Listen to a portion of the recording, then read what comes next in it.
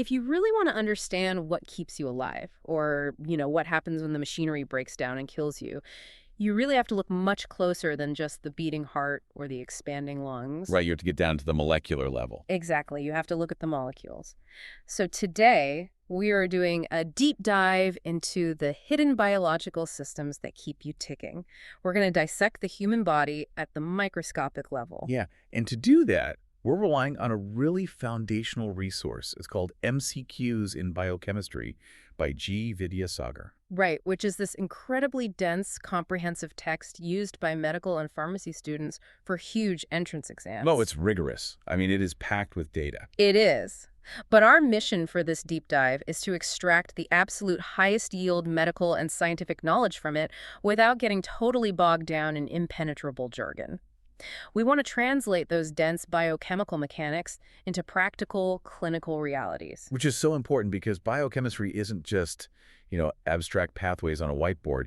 It's the literal foundation of how your body functions. Exactly.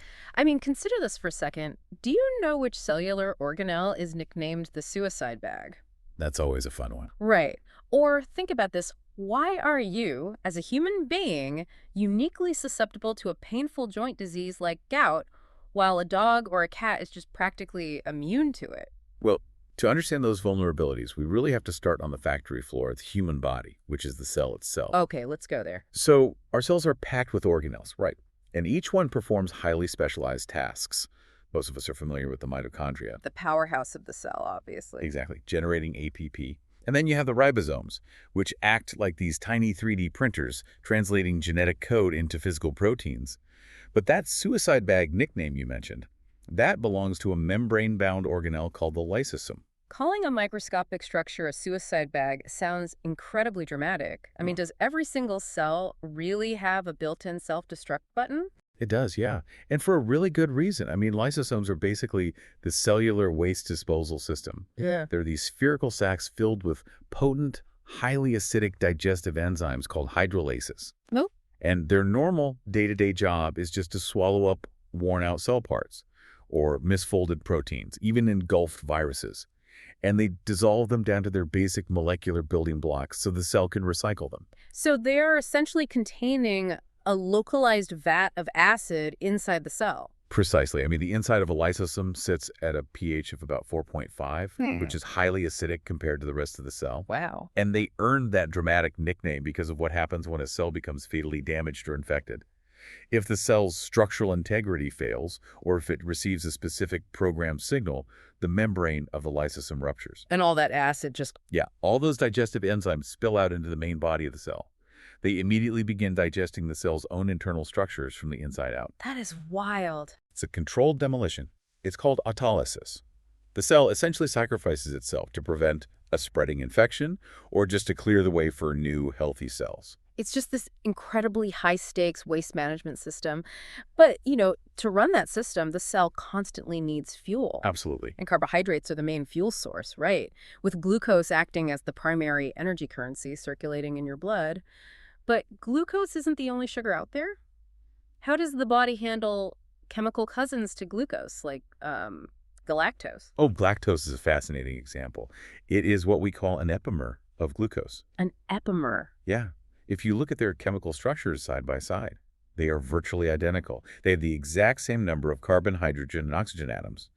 The only difference is the physical orientation of one single chemical group around one specific carbon atom. So it's just pointing the wrong way. Basically. It's Yeah. lining up instead of down. Mm. But in biochemistry, shape is absolutely everything. Mm-hmm. Because of that microscopic difference in geometry, your cells cannot use galactose for energy directly. Oh. So the liver has to employ a very specific set of enzymes to grab that galactose molecule, snap that chemical group off, flip it around, and turn it into usable glucose. That's a lot of work for one molecule.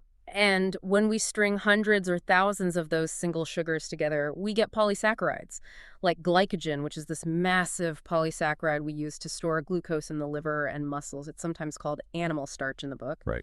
And then there's chitin, which forms the hard exoskeletons of insects. But there is a plant-based polysaccharide called inulin, with a U, not to be confused with insulin, that actually solves a massive problem for physicians trying to measure kidney function. Yeah, inulin is the holy grail for measuring the glomerular filtration rate, or the GFR. Why is that? Well, to understand why, you have to look at how the kidney works. Your kidneys act as a complex filtering system. As blood passes through the microscopic filters called glomeruli, water and small molecules are pushed out into tubes to eventually become urine. But the kidney is smart.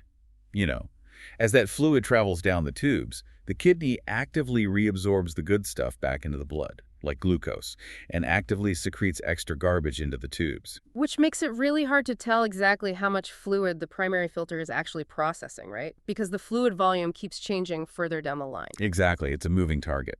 But inulin completely bypasses that problem. When injected into the bloodstream, inulin slips right through that primary filter. But the kidney tubes don't recognize it at all. Oh, really? Yeah, they don't reabsorb a single molecule of it, and they don't secrete any extra into the fluid. Therefore, the amount of inulin that ends up in the urine is a direct, mathematically perfect reflection of exactly how much fluid passed through the initial filter. That is such an elegant mechanical solution. It really is. It allows doctors to see the precise filtering capacity of the kidney in real time. Speaking of metabolic mechanics, the Cori cycle is another concept from the text that seems to almost defy logic at first glance. Oh, the Cori cycle, yeah. Right, so when you are sprinting, your muscle cells burn through oxygen and have to switch to anaerobic metabolism, which produces lactic acid. And the muscle can't use that lactic acid, so it dumps it into the bloodstream where it travels to the liver. Right. And then the liver converts that lactic acid back into glucose and ships it right back to the muscle to be used again. Wait, isn't that a perpetual motion machine? I mean, the liver just keeps turning waste back into fuel. What's the catch? Well, you can never beat the laws of thermodynamics. There is a steep energetic catch, and the liver pays the tax. Okay, what's the tax? When the muscle breaks down one molecule of glucose anaerobically, it only generates 2 units of ATP energy. But for the liver to take that resulting lactic acid and force it back into a glucose molecule, it has to burn 6 units of its own ATP. Oh, wow. So it's losing energy. Exactly. The body as a whole is operating at a net loss of 4 ATP every time this cycle runs. The liver is essentially acting as a metabolic shock absorber, just draining its own energy reserves to keep the muscles firing during an emergency sprint. Okay, let's unpack this. So carbohydrates are fast cash, right? But lipids, our fats, are the long-term reserves. And the book emphasizes essential fatty acids like linoleic acid, which we have to get from our diet. Right, we can't synthesize linoleic acid ourselves. And these fats don't just float freely in the blood. They need transport vehicles. We hear about HDL and LDL cholesterol all the time, and the book also mentions VLDL. But functionally, what are these vehicles actually doing differently? Well, they are moving in opposite directions, basically. Lipids don't mix with water, obviously, so they have to be packaged inside protein shells to travel through the watery bloodstream. Right, oil and water. Exactly. So low-density lipoprotein, or LDL, is the delivery truck. It carries cholesterol from the liver and drops it off at cells throughout the body. And very low-density lipoprotein, or VLDL, operates similarly but mainly transports triglycerides. Okay, so they're dropping things off. Yeah, and the danger is that if there's too much LDL, it starts dropping cholesterol off inside the walls of your blood vessels, which leads to plaque buildup. But high-density lipoprotein, or HDL, is the molecular vacuum cleaner. Ah, the good cholesterol. Right. It drives through the bloodstream, physically extracting excess cholesterol from your tissues and blood vessel walls, and transports it back to the liver to be safely excreted. So if glycogen is the body's wallet for quick cash, and body fat is the long-term bank account, let's look at the brain's relationship with these fuels. The brain is notoriously picky. It usually demands to be paid purely in glucose cash. Oh, absolutely. So what happens during prolonged starvation? If the glucose wallet is totally empty, why doesn't the brain just tap into the massive reserves of fatty acids circulating from the bank account? What's fascinating here is that it's blocked by a physical barrier, the blood-brain barrier. Yeah. The brain is wrapped in a highly selective membrane that protects it from toxins, but it also strictly refuses entry to large fatty acid molecules. The brain is entirely cut off from the body's main fat reserves. So it just starves. Well, no, because the liver steps in to perform a life-saving conversion. It takes those long-chain fatty acids from your fat cells and chops them up into much smaller, water-soluble molecules called ketone bodies. Oh, ketones, like the keto diet. Exactly. Because they are small and water-soluble, ketone bodies slip right through the blood-brain barrier. The brain completely shifts its metabolic machinery to burn ketones, which keeps the lights on even when the glucose is gone. Wow. But the lipid system has vulnerabilities too, especially at the genetic level. Let's Mm. go back to those lysosome suicide bags for a second. They need specific enzymes to break down complex lipids. What happens when a genetic error means one of those enzymes is missing from the factory entirely? You get a devastating class of conditions called lysosomal storage diseases. Take Tay-Sachs disease, for instance. A genetic mutation causes a total deficiency in an enzyme called hexosaminidase A. Hexosaminidase A. Oh, Okay. yeah. Without this single enzyme, the lysosome cannot break down a specific type of fatty substance called a GM2 ganglioside. Because it can't be broken down, the lipid just continually piles up inside the lysosome. So the garbage just backs up. Exactly. Yeah. And eventually the lysosome physically swells to massive proportions. Since these particular lipids are heavily concentrated in the nervous system, the swollen lysosomes physically crush and choke the neurons from the inside out. Oh my God. Clinically, this leads to rapid, fatal neurological decline in infants.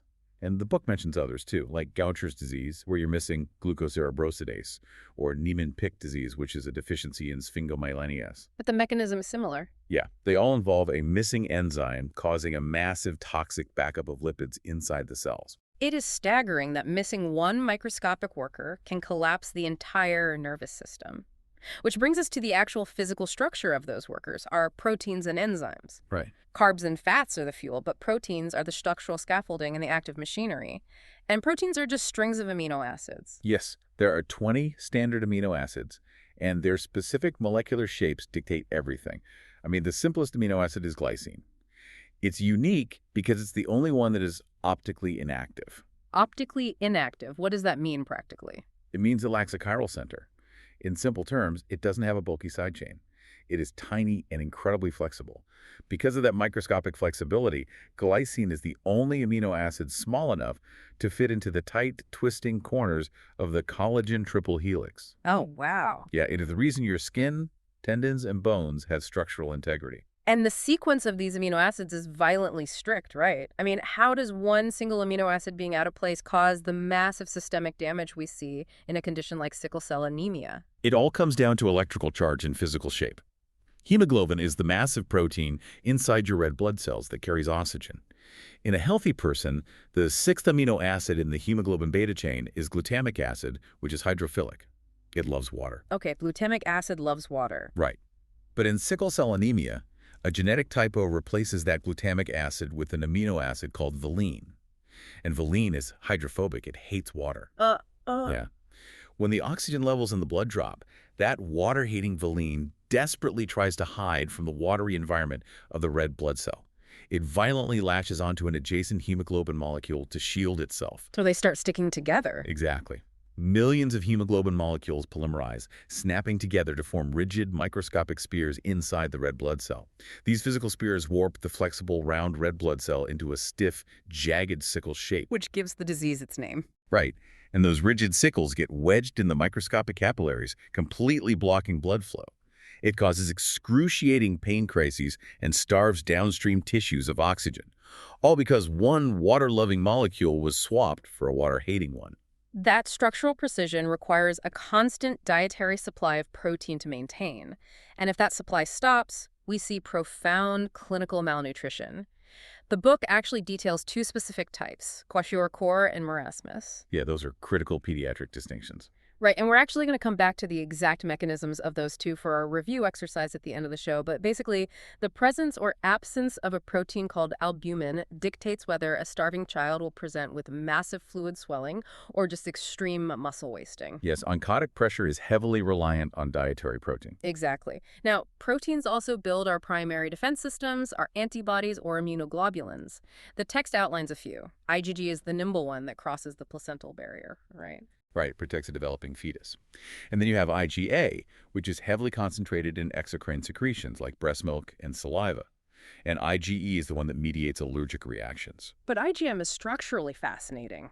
How does its physical shape dictate its function as the immune system's first responder? Well, IgM is a massive pendamer. Imagine a central core with 5 identical Y-shaped antibody units radiating outward. It forms this microscopic starburst with 10 distinct grabbing arms. 10 arms, that's huge. It is. Because it is so physically massive, it cannot slip into the tissues easily, so it's mostly confined to the bloodstream. But those 10 arms make it incredibly efficient at snagging multiple bacteria or viruses at once. Like a net. Exactly. It clumps them together into massive sticky balls that the rest of the immune system can easily locate and destroy. This is the ultimate dragnet. Here's where it gets really interesting. Proteins also act as enzymes, the catalysts that accelerate chemical reactions. But the body doesn't always synthesize these workers in an active state. Sometimes it creates zymogens. Right, inactive precursors. Yeah, if an enzyme is an active demolition crew, a zymogen is the crew sitting in the break room, completely locked down, just waiting for the supervisor's whistle. Why does the pancreas build digestive enzymes this way? Well, think about what those enzymes are designed to do. Proteases are built to tear meat apart down to the amino acids. If your pancreas synthesized those enzymes in their fully active form, they would immediately recognize the pancreas itself as meat. Oh, wow. They'd eat the organ. They would digest the organ before they ever reach the intestines. So they are built as zymogens, locked with a specific molecular pin. They travel safely down a duct into the gut, where a different enzyme pulls the pin, activating the demolition crew right where the food is waiting. But what happens if the whistle blows early? Say a gallstone blocks the exit duct, or alcohol disrupts the cellular signaling, and those zymogens unlock while they are still sitting in the pancreatic break room. You get a catastrophic medical emergency called acute pancreatitis. The activated enzymes begin their demolition work without leaving the building. The pancreas literally digests itself from the inside out. That is horrific. The resulting cellular destruction is immense. Clinically, you will see a patient in agonizing pain, and blood tests will reveal serum amylase and lipase levels spiking dangerously high. That spike in the blood is the direct footprint of those enzymes leaking out of the exploding pancreatic cells. And tracing those leaked enzymes is a massive part of diagnostics, right? Because the book points out that if a doctor sees a spike of a specific isoenzyme called CPKMB, they aren't looking at the pancreas. No, not at all. They know you've likely suffered a myocardial infarction, a heart attack, because CPKMB is a specialized version of an enzyme found almost exclusively in the heart muscle. Dead heart cells spill your specific contents into the blood. Exactly. We're essentially looking for the debris of cellular destruction. So even a fully fueled machine with all its workers present needs spark plugs to run the engines. Those are our regulators: vitamins, minerals, and hormones.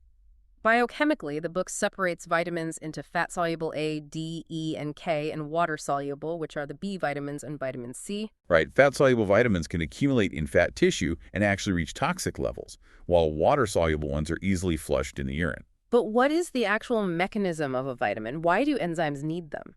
Many vitamins function as coenzymes.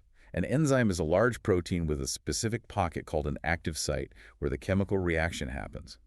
But often, the protein alone isn't enough. It needs a very specific chemical tool, like a tiny wrench or a battery, inserted into that pocket to make the reaction fire. Okay, that makes sense. That tool is the vitamin. Take vitamin A. It forms the non-protein portion of rhodopsin, the light-sensitive receptor in your eyes. When a photon of light hits the vitamin A molecule, it physically bends, triggering the electrical signal that your brain registers as vision. Wow. And without it? Without vitamin A, the receptor can't bend, the signal never fires, and you experience nyctalopia or night blindness. The text also highlights vitamin D deficiency causing rickets, and vitamin B3 or niacin, where deficiency causes pellagra, leading to dermatitis, diarrhea, and dementia. The mechanism of vitamin B12, or cobalamin, is even more precarious, though. You can eat a diet packed with B12 from meat and dairy, but if a specific group of cells in your stomach stops functioning, you will completely lose the ability to make red blood cells. How does the stomach dictate the fate of the blood? This is a wild one. Vitamin B12 is a massive, incredibly complex molecule. It is far too large to simply slip through the intestinal wall into the bloodstream. It requires a chemical escort. An escort? Yeah. Specialized parietal cells lining your stomach secrete a glycoprotein called the intrinsic factor. This intrinsic factor binds physically to the B12 from your food, guarding it through the harsh environment of the gut, and it fits perfectly into a specific receptor in the small intestine to pull the B12 inside. So what does this all mean? If you have an autoimmune disease that destroys those stomach cells, the escort never arrives. Precisely. You lose the intrinsic factor. The B12 simply passes through your digestive tract unabsorbed, and because B12 is an absolute requirement for the synthesis of DNA, rapidly dividing cells, like the ones in your bone marrow making red blood cells, grind to a halt. That's terrifying. It is. The red blood cell count crashes, resulting in a devastating condition called pernicious anemia.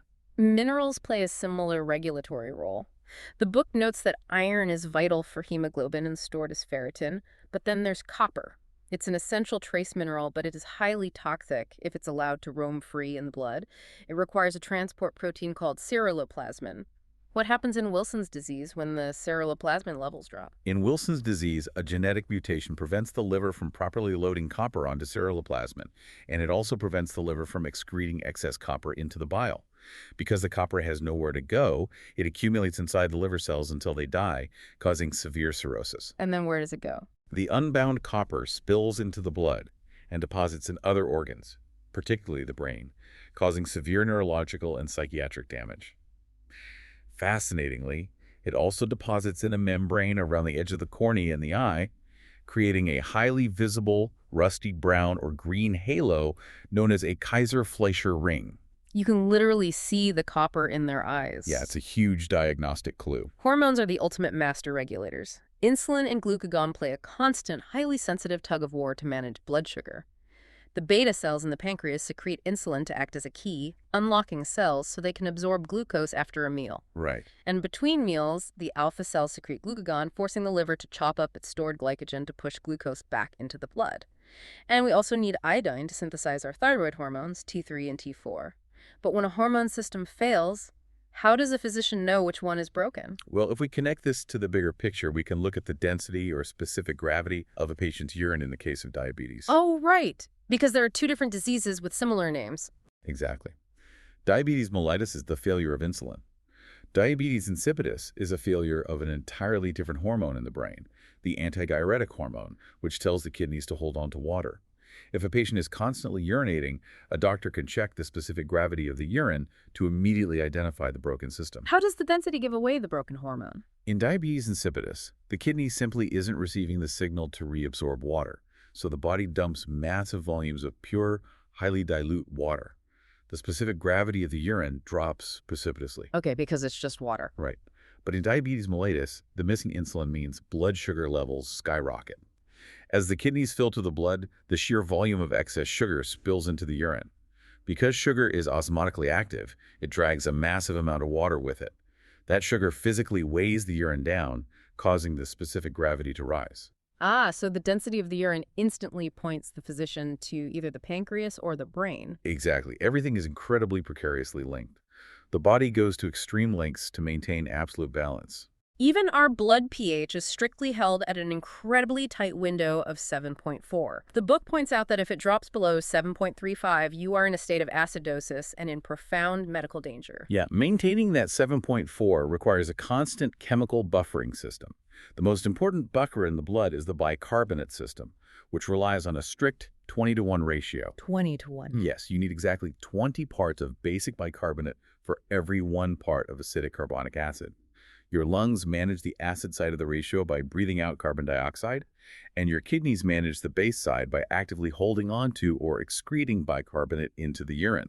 If either organ fails, the ratio breaks and the blood pH shifts fatally. It's just a constant high-wire act. And all of these proteins, enzymes, and hormones are ultimately coded by the master blueprint, our nucleic acids, DNA, and RNA. A foundational code. Right. And these molecules are built from chemical rings called purines.